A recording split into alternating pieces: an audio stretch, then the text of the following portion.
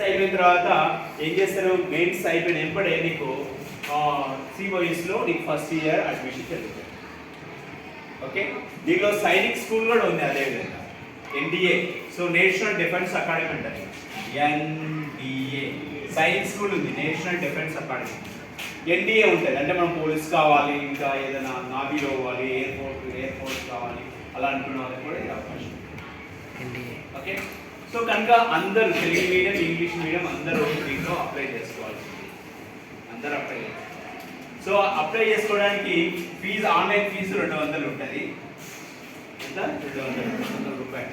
అందరూ అప్లై చేసుకోండి. మనకి సెంటర్లో, దగ్గర ఉన్న సెంటర్లో అంటే మన రీజన్లో, గద్వాల్ రీజన్లో మనకి 7వ స్కూల్లో పడుతుంది. అంటే మనకు కట్టూరు స్కూల్ ఉన్నాయి, తర్వాత ఇంకేంటి ఇక్కడ పుల్లూరులో ఒక స్కూల్, ఎర్రవల్లిలో, మన ఇక్యాలలో, అల్లం